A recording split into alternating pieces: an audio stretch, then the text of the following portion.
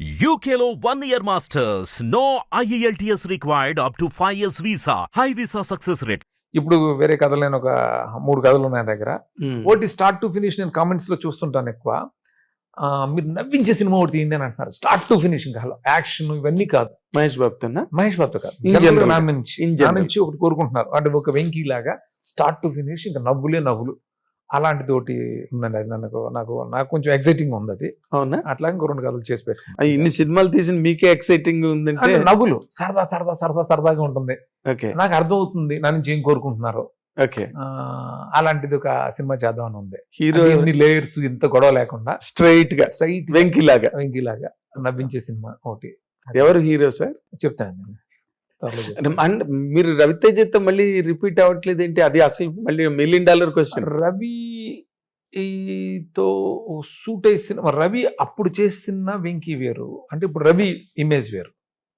రవి పెరిగాడు. బట్ ఎప్పుడు కూడా నాకు రవితేజతో సినిమా చేయాలని ఉంటుంది. అయితే ఈసారి నేను ఖచ్చితంగా రవితేజతో సినిమా చేసేటప్పుడు అది 100% ఎంటర్టైనర్ అయి ఉంటుంది. ఇంకే ఎక్స్పెరిమెంట్ జోలికి వెళ్ళకుండా తన స్ట్రెంగ్త్ కానీ నా స్ట్రెంగ్త్ కానీ కామెడీ కాబట్టి అది ఉండేలాగే ఈసారి సినిమా చేద్దాం అనేది నా ఉద్దేశం. చేయబోతున్నారు రవితేజ? నేను డెఫినెట్గా చేస్తాను రవితేజ. అవునా? ఈ మధ్య మీ క్లోజ్ ఫ్రెండ్ కాబట్టి మిమ్మల్ని అడుగుతున్నా, ఇంకో డైరెక్టర్ని అడిగే క్వశ్చన్ కాదు ఇది.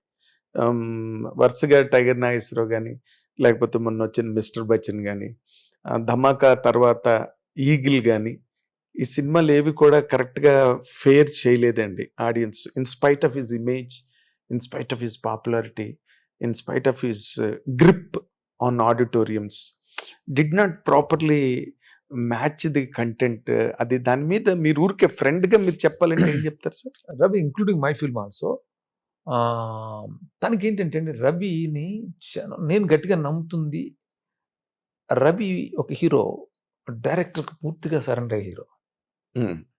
డైరెక్టర్ ఏం చెప్తే అది చేసుకుంటూ వెళ్ళిపోతాడు అంతే. తన పర్ఫార్మెన్స్లో లోపం ఉండదు. ఏ క్యారెక్టర్ ఇచ్చినా పర్ఫెక్ట్గా చేసేస్తాడు, అన్నీ చేస్తాడు.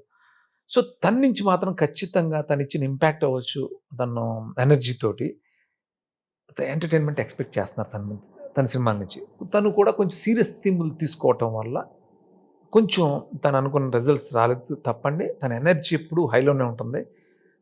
డైరెక్టర్స్కి బాగా ఉపయోగపడే హీరో రవితేజ. అంటే టోటల్ సరెండర్ అవుతాడు. కొత్త డైరెక్టర్ అయినా సరే తను ఛాన్స్ ఇచ్చిన డైరెక్టర్ కూడా పూర్తిగా సరెండర్ అవుతాడు. ఎంతో మంది డైరెక్టర్స్ని తను ఇంట్రొడ్యూస్ చేసాడు, ఎంకరేజ్ చేస్తాడు. ఎప్పుడు ఆ టాలెంట్ ఎంకరేజ్ చేయడం అలా భయపడ్డాడు. భయం అనేది లేదు తనకి. ఇన్సెక్యూరిటీస్ ఉండవు రవి, ఉండవు. తనకు విపరీత నమ్మకం ఉంటుంది. సో రవి డెఫినెట్గా మళ్ళీ తను డెఫినెట్ తెలివైనడు కూడా రియలైజ్ అవుతాడు. తను ధమాకా చేసాడు, పెద్ద హిట్ అయింది. పెద్ద హిట్ అయింది. సో ఆ స్ట్రెంగ్త్ ఏంటో తనకు తెలుసుకున్నాడు. తనకు డెఫినెట్గా రెక్టిఫై చేసుకుని చేస్తాడని నాకు నమ్మకం. ఖచ్చితంగా పెద్ద హిట్లు ఇస్తాడు. ఓకే, అది మీ సినిమావే కావాలని అనుకుంటున్నాను నేను. Thank you so much. అంటే మీరు ఇప్పుడు ఒక పెద్ద హీరోతో చేశారు, that is a dream project for you. Megastar Chiranjeevi గారితో అందరూ వాడు చేశారు. And Ravi Teja is your kith and kin, friend కన్నా ఎక్కువ చెప్పాలంటే. ఇందులో మీరు ఎన్నో సినిమాలు వర్కౌట్ చేశారు. వాళ్ళిద్దరూ కలిపి చేసిన వాల్టర్ వేరే చూసారా? చూసాను. ఎలా ఫీల్ అయ్యారు? సూపర్. అంటే ఫెస్టివల్ అప్పుడు, పండుగలో చూసాం. పండగ అప్పుడు ఆ సినిమా అసలు నాకు రవి కూడా చిరంజీవి గారు అంటే చాలా ఇష్టం కదా. ఆ కెమిస్ట్రీ కనిపించింది ఇద్దరి మధ్య. చాలా చిరంజీవి గారికి రవి అంటే చాలా ఇష్టం. సో అది కనిపించింది సినిమాలో. అదే బాబీ చాలా బాగా డీల్ చేశాడు. అన్నయ్య సినిమాలో తమ్ముడుగా చేసిన రవితేజ, అన్నయ్యని చూసి భయపడే ఒక తమ్ముడు రవితేజ. ఇప్పుడు ఆయనతో పాటు బ్యాలెన్స్ చేసే, సెకండ్ హాఫ్ బ్యాలెన్స్ చేసే ఒక పెద్ద యాక్టరే ఆయనతో పాటు చేయడం ప్రౌడ్గా అనిపిస్తుంది. అంటే నాకు రవి మేము క్లోజ్ కాబట్టి రవి ఆ గ్రాఫ్ అచీవ్మెంట్స్ అన్ని కూడా. ఎస్, అది చిరంజీవి గారు కూడా స్టేజ్ మీద ఎక్నాలెడ్జ్ చేశారండి. అదే ఆయన గ్రేట్నెస్. ఫంక్షన్ లో సక్సెస్ మీట్ లో చెప్పారు. అవును, రవి కాకపోతే సినిమా ఇంత సక్సెస్ అవ్వదు. దిస్ గ్రేట్నెస్ అది అలా మాట్లాడడం అయినా కదా.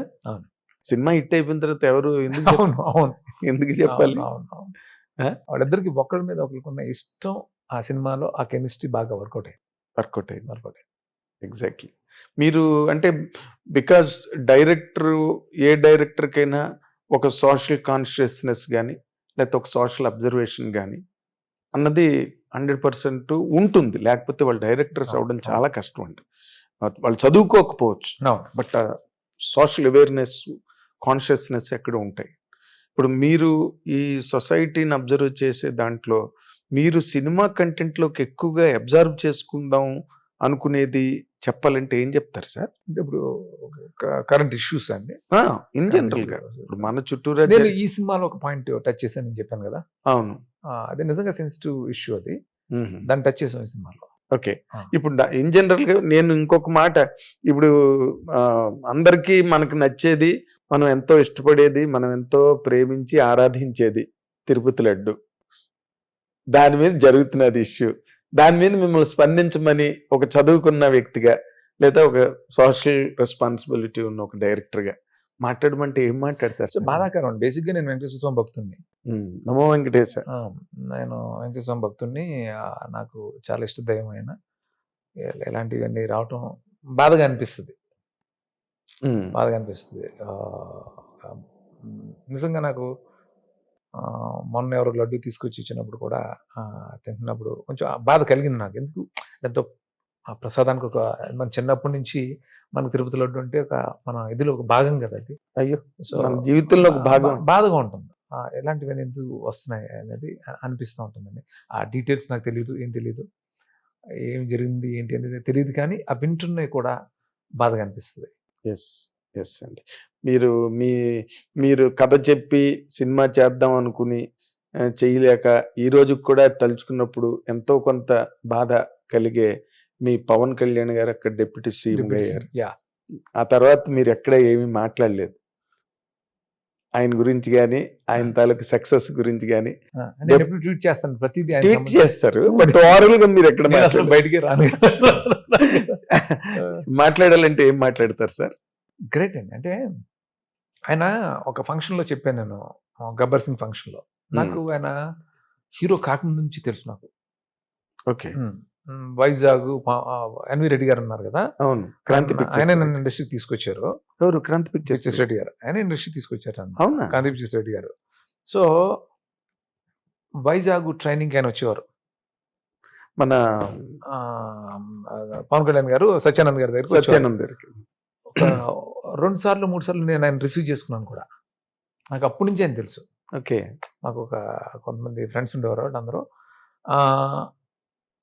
ఆయన పడే కష్టం అప్పుడు నేను చూశాను. నేను అసలు ఒక చిరంజీవి గారు, మెగాస్టార్ చిరంజీవి గారు బ్రదర్ అయ్యండి, ఆయన ఒక హీరో అవ్వడానికి ఆయన పడ్డ స్ట్రగుల్, ఆయన పడ్డ కష్టం. అంటే మన ఊరికి ఏది ఈజీగా రాకూడదని అనుకునే ఇలాంటి మెంటాలిటీ అయింది. అందుకని అప్పట్లో ఆ కార్లు వెళ్ళటం, లేకపోతే ఏదో చేతుల మీద భయం వేసేది, ఇంత కష్టపడాలా అన్నట్టు. కష్టం అంటే అంత కష్టపడ్డారు ఆయన. అలాగే ఈ పొలిటికల్ ట్రావెల్ కూడా ఆయన ఎన్ని అబ్స్టికల్స్, ఎన్ని హర్డిల్స్ ఎలా ఫేస్ చేసి ఎలాగ నిలబడి అక్కడ ఎలా సాధించారో, ఆ పవర్ స్టార్ అనే ఇదిని ఇక్కడ అలాగే సాధించారు. ఆయన ఇంకా ఎక్కడెక్కడికి వెళ్ళాలని మనస్ఫూర్తిగా నేను కోరుకుంటాను. పొలిటికల్ పవర్ స్టార్ అయ్యారు. పొలిటికల్ పవర్ 21 కొట్ట ఉన్నది, అసలు వరల్డ్ రికార్డ్ జరగలేదు అది. అలాంటి రికార్డ్ని ఆయన సాధించారు. Yes sir. అయితే before we conclude this session, I want a kind answer from you. అదేంటంటే ఇప్పుడు రవితేజ కంప్లీట్గా సరెండర్ అయిపోయే హీరో, తను ఇంట్రడ్యూస్ చేసే డైరెక్టర్లకి.